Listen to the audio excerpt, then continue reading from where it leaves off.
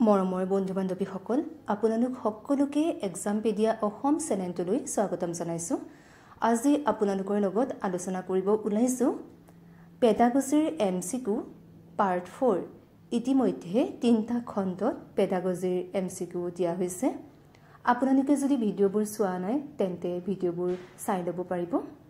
ইয়াৰ উপৰিও Assam geography, Assam history, Assam polity, Assam economy আৰু Assam and it's পিপলৰ video' দিয়া হৈছে। আপোনালোকে মোৰ চেনেলত গৈ ভিডিঅ'বোৰ চাই ল'ব পাৰিব। আহক আজি পেডাগজিৰ এমচিকিউ পাৰ্ট 4টো আলোচনা কৰোঁ। 1 নম্বৰ, ছাত্ৰকেন্দ্ৰিক শ্ৰেণীকোঠাত শিক্ষকৰ ভূমিকা কি? এ. বক্তৃতা প্ৰদান কৰা, শিকনৰ সুবিধা কৰা, অনুশাসন বলবৎ কৰা, নিয়মিতভাৱে ছাত্ৰ-ছাত্ৰীৰ মূল্যায়ন কৰা। শুদ্ধ উত্তৰটো হ'ব শিকনৰ সুবিধা কৰা। তলৰ কোনটো আভ্যন্তৰীণ অভিৰোচনৰ উদাহৰণ? পুৰস্কাৰ বাবে কাম কৰা, শাস্তিৰ পৰা হাত সাৰিবলৈ কৰা অধ্যয়ন, জ্ঞানৰ বাবে শিকন, পুৰস্কাৰ লাভ কৰিবলৈ কোনো কাৰ্যকলাপত অংশগ্ৰহণ কৰা। উত্তৰটো হৈছে জ্ঞানৰ বাবে শিকন। 3 নম্বৰ কুৱেশ্যনটোলৈ আহিছোঁ। প্ৰশ্নকাকত এখনত বিভিন্ন ধৰণৰ প্ৰশ্ন সংঘটি থাকিলে ইয়াৰ বৃদ্ধি ডেছ কৰে? এ. বস্তুনিষ্ঠতা, বি.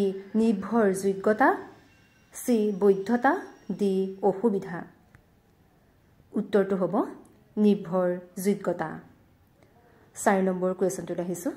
কৰ্ম কৰি শিকা কিয় গুৰুত্বপূৰ্ণ? এ.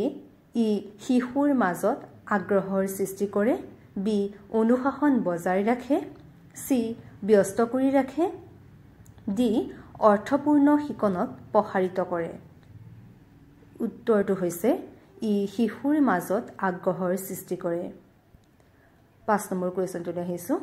অভ্যাসৰ বাবে আপুনি নিম্নলিখিত কোনটো ব্যৱহাৰ কৰিব? এ. শিক্ষা প্ৰদান, বি.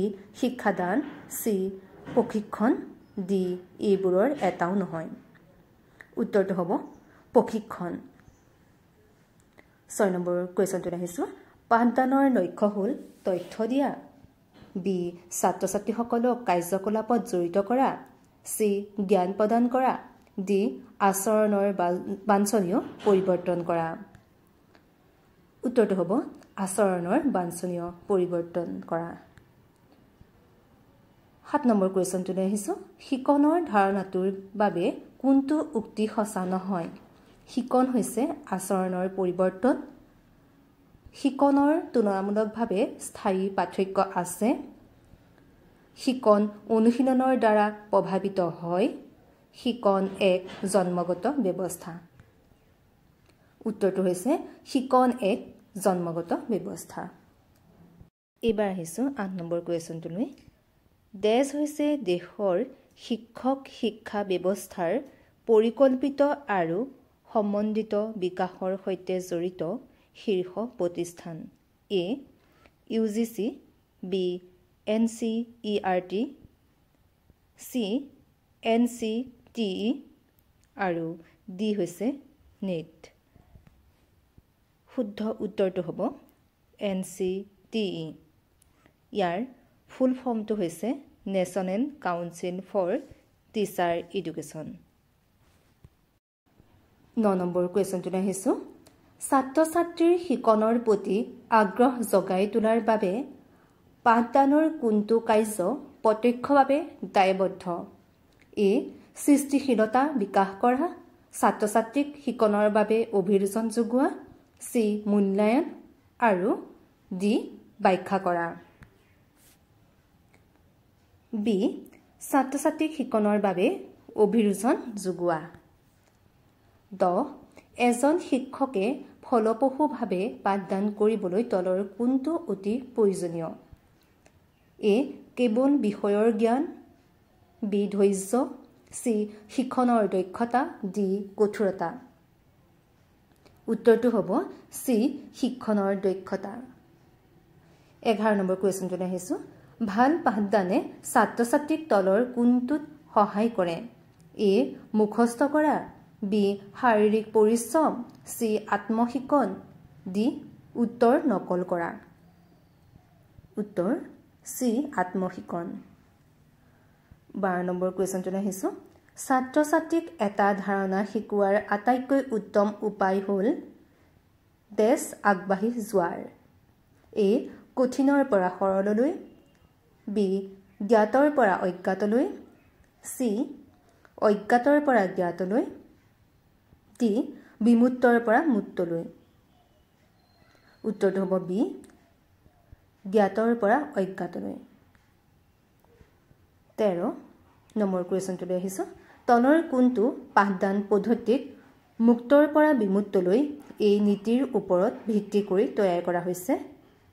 এ গোটৰ আলোচনা, বি বক্তৃতা পদ্ধতি, চি প্ৰদৰ্শন পদ্ধতি, ডি ভূমিকা পালন।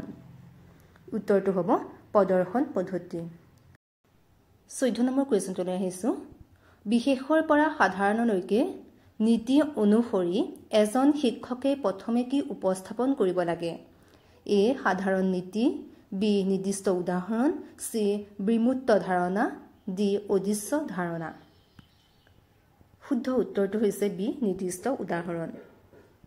15 নম্বৰ কুৱেশ্যনটোলৈ আহিছোঁ। সমগ্ৰৰ পৰা অংশলৈ এই নীতি কোনটো মানসিক তত্ত্বই সমৰ্থন কৰে?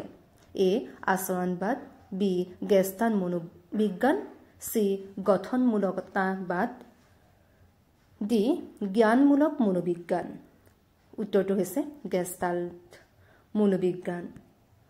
16 নম্বৰ কুৱেশ্যনটোলৈ আহিছোঁ।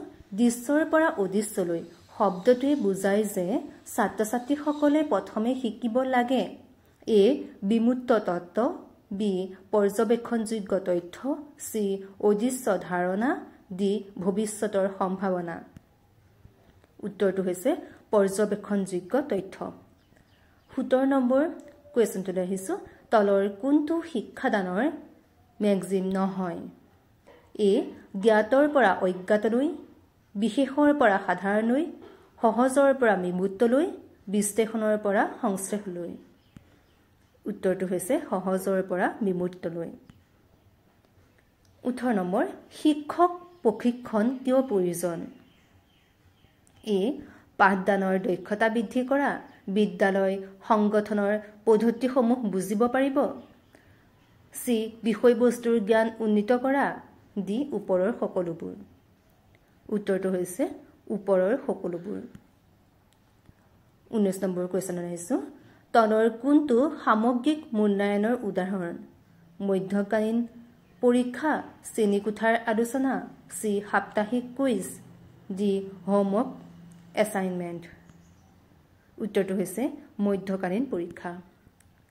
20 নম্বৰ কুৱেশ্যনটোলৈ আহিছোঁ। প্ৰকল্প ভিত্তিক শিকনৰ এটা মূল বৈশিষ্ট্য কি? এ শিক্ষক নিৰ্দেশিত পাঠ, মুখস্থ কৰাত মনোনিৱেশ, শিক্ষাৰ্থী চালিত তদন্ত, বহু পচন্দৰ পৰীক্ষাৰ ওপৰত গুৰুত্ব। উত্তৰটো হ'ব শিক্ষাৰ্থী চালিত তন্ত্ৰ।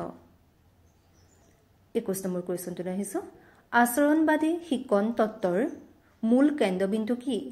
এ শিকনৰ লগত জড়িত মানসিক প্ৰক্ৰিয়াসমূহ, বি আচৰণৰ ওপৰত পৰিৱেশৰ প্ৰভাৱ, শিকনত অভিৰোচনৰ ভূমিকা, ডি সমালোচনাত্মক চিন্তাৰ দক্ষতাৰ বিকাশ, বি আচৰণৰ ওপৰত পৰিৱেশৰ প্ৰভাৱ।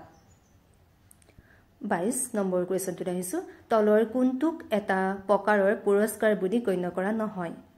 প্ৰশংসা বা স্বীকৃতি, বি অন্তৰ্নিহিত অভিৰোচন, চি স্পষ্ট পুৰস্কাৰ, ডি আৰ্থিক পুৰস্কাৰ। উত্তৰটো হৈছে অন্তৰ্নিহিত অভিৰোচন। 23 নম্বৰ কুৱেশ্যনটোলৈ আহিছোঁ। শিকন প্ৰক্ৰিয়াক প্ৰভাৱিত কৰা কাৰক হ'ল এ অভিৰোচন, বি পুৰস্কাৰ, চি প্ৰশংসা, ডি ওপৰৰ সকলোবোৰ। উত্তৰটো হ'ব ওপৰৰ সকলোবোৰ। 24 নম্বৰ কুৱেশ্যনটোলৈ আহিছোঁ। কোন ধৰণৰ শক্তি বৰ্ধনত অতি ভাল আৰু উত্তমৰ দৰে বক্তব্য অন্তৰ্ভুক্ত কৰা হয়? এ নীতিগত শক্তি বৰ্ধন, ইতিবাচক শক্তি বৰ্ধন, শাস্তি, আৰু ডিটো হৈছে আৱেগিক শক্তি বৰ্ধন। উত্তৰটো হ'ব বি ইতিবাচক। 25 নম্বৰ কুৱেশ্যনটোলৈ আহিছোঁ। কোনটো পাঠদান দক্ষতাই নতুন জ্ঞানৰ বাবে কৌতূহলৰ সৃষ্টি কৰা ধৰণে পাঠ এটাৰ অন্ত পেলোৱাত সহায় কৰে?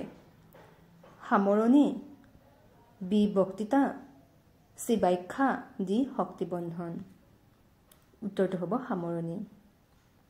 বন্ধু বান্ধৱীসকল, আপোনালোকে যদি মোৰ ভিডিঅ'বোৰ চাই ভাল পায় তেন্তে মোৰ চেনেলটো ছাবস্ক্ৰাইব কৰিবলৈ নাপাহৰিব।